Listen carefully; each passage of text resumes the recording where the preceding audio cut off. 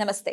Spiritual, motivation, educational వీటికి సంబంధించి interviews ఇవ్వదలుచుకున్న వాళ్ళు కింద నంబర్ కి కాంటాక్ట్ చేయండి. నమస్తే, వెల్కమ్ టు అవర్ ఛానల్. నేను పద్మిని. ముందుగా ప్రేక్షకులకి నూతన సంవత్సర శుభాకాంక్షలు, ఆంగ్ల నూతన సంవత్సర శుభాకాంక్షలు. ప్రస్తుతం మనతో పాటు ప్రముఖ ఆధ్యాత్మికవేత్త, వాస్తు జ్యోతిష పండితులు, లలిత ఉపాసకులు, వాస్తు జ్యోతిష శిక్షణ నిపుణులు బ్రహ్మశ్రీ నానాజీ పట్నాయక్ గారు మనతో పాటు ఉన్నారు. మాట్లాడదాం. సార్ నమస్తే. సార్, శ్రీమాత్రే నమః. ఆంగ్ల నూతన సంవత్సర శుభాకాంక్షలు సార్ మీకు. మీకు మరియు మన ప్రేక్షకులందరికీ కూడా ఆంగ్ల నూతన సంవత్సర శుభాకాంక్షలు. సార్, రాశి ఫలాలు చెప్తూ ఉన్నారు సార్. మిథున రాశి వారికి 2024వ సంవత్సరం ఎలా ఉండబోతోంది సార్? మిథున్ రాశి అంటేనే నడిచే వికీపీడియాగా చెప్తుంటాను ఎప్పుడు. అవును, మీరు ఆల్రెడీ ఒకసారి చెప్పారు.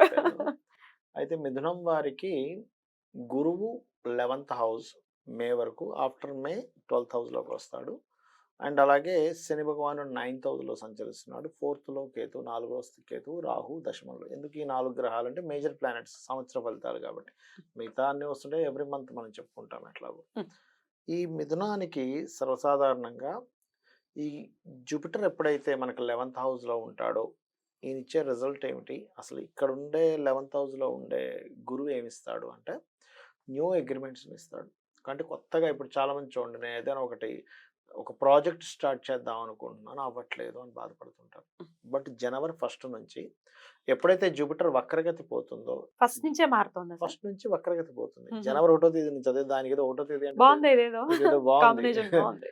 జనవరి 1 నుంచి ఎప్పుడైతే స్ట్రైట్ అవుతున్నాడో న్యూ అగ్రిమెంట్ స్టార్ట్ అవుతాయి. ఓకే. అంటే వాళ్ళు అప్పటి వరకు నేను ఒక ప్రాజెక్ట్ స్టార్ట్ చేద్దాం అనుకున్నా, అవ్వట్లేదు అనుకున్నది కాస్త 1వ తేదీ రాగానే అమ్మయ్య ఇక్కడ నుంచి సంథింగ్ న్యూ అగ్రిమెంట్స్ వైపు పనులు కదులుతున్నాయని తెలుస్తుంది. ఆ రోజు అగ్రిమెంట్ అవుతుందని కాదు, అక్కడ నుంచి స్టార్ట్ అవుతాయి ఒకటి.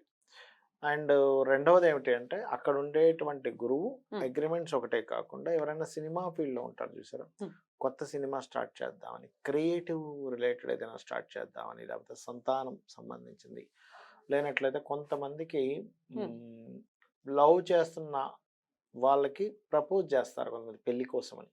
ఈ జూపిటర్ ఎప్పుడైతే స్ట్రైట్ అవుతాడో తులారాశిని, ధనుసు రాశిని చూస్తాడు. సో తులారాశి మిథునం నుంచి 5th హౌస్, ధనుసు రాశి 7th హౌస్, అంటే 5-7 యాక్టివేట్ అవుతుంది. ఒకటేసారి యాక్టివేట్ అవుతుంది. ఎప్పుడైతే ఒకటేసారి యాక్టివేట్ అవుతుందో అది కూడా శుక్రరాశి, ధనుసు రాశి, గురు రాశి, శుక్రరాశి. సో ఈ రెండు ఎప్పుడైతే ఇష్టపడి వివాహం చేసుకునే వారికి ఇది ఒక మంచి యోగం. అటు అబ్బాయిలకి అమ్మాయిలకి ఇద్దరికి కూడా ఇది ఒక మంచి యోగం. అంటే నెక్స్ట్ ఎప్పుడైతే ఇతను జూపిటర్ 12వ స్థానంలోకి వస్తాడో ఇక్కడ ఇచ్చే రిజల్ట్స్ ఏమిటి అంటే ఇక్కడ మాత్రం కొంచెం ఖర్చులు పెంచుతాడు. ప్రతిసారి ఒకటే కాకుండా ఖర్చులు పెంచుతాడు. మనం పాజిటివ్ నెగిటివ్ అని కాకుండా మనం ప్రిడిక్షన్స్ వైజ్గా తీసుకుంటే ఒకటి ఖర్చులు, రెండవది ఏమిటి అంటే లిటికేషన్లో ఉండేటువంటి ల్యాండ్స్ కొంత క్లియర్ అవుతాయి అక్కడ. ఎందుకు అంటే మీకు ఇక్కడ ఉండే గురువు ఏం చేస్తాడంటే అమ్మ, ఇప్పుడు సహజంగా మనకి 4th హౌస్లో కేతు సంచరిస్తున్నాడు కదా మిథునం వారికి. ఈ 4th హౌస్లో కేతు ఉన్నప్పుడు ఏమవుతుందంటే సర్వసాధారణంగా స్టూడెంట్స్ కోణంలో తీసుకుంటేనేమో స్టూడెంట్స్కి ఏమో చదువు మీద ఇంట్రెస్ట్ తక్కువ ఉంటుంది. అంటే చదువు కంటే ఇంకోటి ఏదో కొత్తది నేర్చుకోవాలి, ఈ పుస్తకాలు ఎంతసేపు పట్టుకుంటాం అనే ఫీలింగ్ ఇస్తుంటుంది కేతు ఉన్నప్పుడు 4th హౌస్లో. ఎప్పుడైతే జూపిటర్ మనకి మే మాసం నుంచి 12th హౌస్లోకి వస్తాడో 4th హౌస్ని చూస్తాడు కాబట్టి కొంత రిలీఫ్ ఇస్తాడు. అంటే చదువులో అంతకు ముందు కంటే కొంత ఇంప్రూవ్మెంట్ ఇస్తాడు. ఒకటేసారి వీళ్ళు గోల్డ్ మెడల్ కొడతారని కాదు, పురోగతి అనేటువంటిది ఉంటుంది.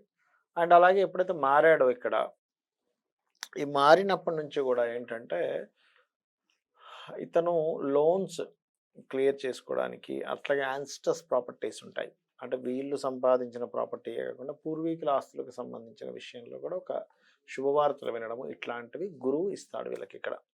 ఇక శని, రాహు, కేతు ఇచ్చే రిజల్ట్స్ ఏమిటి అంటే సాటర్న్ అక్కడ ఉన్నప్పుడు, అంటే ఈ ఏదైతే మనం ఇప్పుడు రాశి చెప్పుకున్నామో ఇప్పుడు ఈ రాశిలో ఉండే శని భగవానుడు వీళ్ళ పూర్వజన్మలో చేసుకున్న కర్మ సంతాన రూపంలో రావాలి కదా. ఈ సంతాన రూపంలో శని తోడ్పడుతున్నాడు, గురువు మనకి మేషంలో ఉండి తోడ్పడుతున్నాడు. కాబట్టి ఫస్ట్ 5 months కూడా గురువు యొక్క హెల్త్ తీసుకొని ఈ శని భగవానుడు సంతాన యోగాన్ని కలిగింపజేస్తాడు మిథునం వారికి. మరి గురువు మారిపోయాక కూడా కలిగింపజేస్తాడంటే అక్కడ కూడా ఇస్తాడు, కానీ కొంచెం లేట్గా ఇస్తాడు. ఇంతకాలమే ఇచ్చింది వేరు, ఇక్కడ ఇస్తున్నటువంటి రిజల్ట్ వేరు. సో అది అయితే ఈ శని ఎంతకాలం వరకు ఇస్తాడు అక్కడ అంటే అది మళ్ళీ వక్రించే లోపల ఇవ్వాలి ఆయన ఇస్తే. అతని వక్రగతి ఎప్పుడు జరుగుతుంది ఏమిటి అని చెప్పి చూసుకున్నట్లయితే జూన్ నుంచి జరుగుతుంది next year. So June, July, August, September, October middle వరకు తన బలం ఉంటుంది. అయితే అది వక్రించినా కూడా బలం ఎక్కడికి పోదు అంత తొందరగా. ఎందుకంటే ఆయన ఉన్నది శని రాశుల్లోనే, శని భగవానుడు. ఆయన కుంభంలో శని రాశుల్లో వక్రించినా వెనక్కి వెళ్ళినా మళ్ళీ శని రాశే.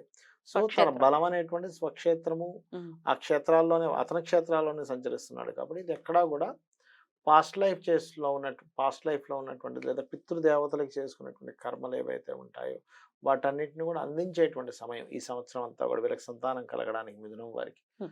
సో ఇది. Hmm.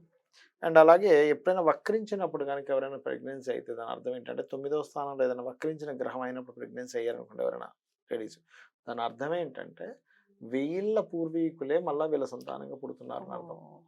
బికాజ్ ఆఫ్ వాళ్ళు అక్కడ ఎక్కడో పితృదేవత సంబంధంగా ఒక దగ్గర ఉన్నటువంటి వాళ్ళు రిటర్న్ అవుతున్నారు, అక్కడ నుంచి మళ్ళీ రిటర్న్ అయ్యి వీళ్ళ దగ్గర వచ్చారని అర్థం అనమాట. అదొకటి. అట్లాగే ఇంకా వీళ్ళకి ఫైనాన్షియల్ గా ఎట్లా ఉంటుంది ఈ సంవత్సరం గ్రోత్ చూసుకుంటే ఫైనాన్షియల్ కి ఏం ప్రాబ్లం లేదు, ఫైనాన్షియల్ గా చాలా బాగుంటుంది, అందులో ఎటువంటి ఇబ్బంది లేదు. అండ్ అట్లాగే రాహు దశమంలో ఉన్నందుకు విదేశీ ఉద్యోగ యోగాలు కలిగిస్తాడు ఇక్కడ. అంటే మరి మే మాసం తర్వాత గ్రోత్ ఉండదా అంటే అట్లా ఏం లేదు, ఉంటుంది. కాకపోతే మే మాసం వరకు ఏదైనా ధనం రావాల్సింది ఉంటే గనక మీరు ఇప్పటి నుంచి అడిగి తీసుకుంటే కనుక తొందరగా వస్తుంది. రైట్. ఆరోగ్యం ఎలా ఉంటుంది సార్ వీరికి? వీరికి ఆరోగ్య సంబంధించిన విషయాలు కనుక చూసుకున్నట్లయితే 6th హౌస్ కొంచెం జూన్ మాసం నుంచి కొంచెం నెగిటివ్గా ఉంటుంది. 6th హౌస్ కొంచెం ఆరోగ్య సంబంధించిన విషయంలో జూన్ మాసం నుంచి కొంచెం జాగ్రత్తగా ఉండాలి. కాకపోతే ఒక్కోసారి ఏమవుతుందంటేనంటే లోన్ తీసుకున్నప్పుడు ఆరోగ్య సంబంధించిన సమస్యలు తగ్గుతాయి సర్వసాధారణంగా. ఎందుకంటే వీళ్ళు ఈ రూపంలో రుణం అలా పోయింది.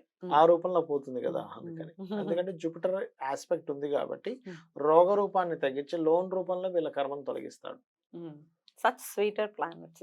ఎందుకంటే ఇప్పుడు ఒకటి అనుభవించాలి, ఇంకో రూపంలో అనుభవిస్తున్నాడు కదా. ఇప్పుడు చూడండి, మన కోర్టు ఏదైనా చేస్తే కూడా మీరు ఈ జరిమానా కట్టండి లేకపోతే శిక్ష అనుభవించండి అంటుంది. 2 ఆప్షన్స్ ఇస్తుంది. అంటే మీరు కష్టపడి సంపాదించిన డబ్బులైనా వదులుకోవాలి, లేదా శిక్షణైనా అనుభవించాలి. ఒక్కోసారి రెండు పడతాయి ఒకసారి. అది ఎప్పుడు జరుగుతుంది? జన్మజాతకంలో ఒక పాపగ్రహము దాన్ని చూడటము, ఒక శుభగ్రహము దాన్ని చూస్తున్నప్పుడు ఏముందంటే 2 అనుభవిస్తాడు. ఒక శుభగ్రహమే చూస్తున్నప్పుడు డబ్బులు కట్టి బయటకు వచ్చేస్తాడు. ఏ అన్నదానమో చేశాడు అనుకోండి ఉదాహరణకి, ఆ టైంలో ఆ రూపంలో అది కట్ అయిపోతుంది అక్కడ క్రెడిట్ లో. అట్లా. అద్భుతం సార్. ఓవరాల్ గా వీళ్ళు ఈ సంవత్సరం పాటు కూడా ఏ దైవారాధన విశేషంగా చేసుకోవాల్సి ఉంటుంది సార్? వీళ్ళు అమ్మవారి ఆరాధన ఎక్కువగా చేసుకోవాలి. ఎందుకంటే పంచమ స్థానం అధిపతి శుక్రుడు అయ్యాడు. అయితే అమ్మవారి యొక్క ఆరాధన, దీంతో పాటు లక్ష్మీ గణపతి ఆరాధన ఇంకా మంచి ఫలితాలు ఇస్తుంది. పర్సెంటేజ్ వైజ్ గా చెప్పండి సార్, 2024 మిథున రాశి వారికి ఎంత పర్సెంట్ బాగుంటుంది అంటే ఏం చెప్తారు? ఇప్పుడు నేను చెప్పిన ప్రొడిక్షన్స్ ఏవైతే ఉన్నాయో ఆ విషయాల్లో మీకు 80% బాగుంటుంది. 80%. ఇప్పుడు వివాహం కానీ సంతానం కానివ్వండి, మే నుంచి వచ్చేటువంటి గ్రహస్థితి వల్ల కొంతవరకు లిటిగేషన్స్ లో ఉన్న భూములు క్లియర్ అవ్వడం కానీ, విదేశీ ఉద్యోగాలు కానీ, ఇవన్నీ కూడా 80% బలం ఉన్నాయని చెప్పుకోవాలి. ఇవన్నీ చాలా అద్భుతంగా మీ ప్రెడిక్షన్స్ అందించారు సార్. 2024 వీళ్ళందరికీ చాలా చాలా కలిసి రావాలని మనస్ఫూర్తిగా కోరుకుంటూ నెక్స్ట్ ఎపిసోడ్ లో కర్కాటక రాశి గురించి మాట్లాడుకుందాం. Thank you sir. నమస్తే. శ్రీమాత్రే నమః.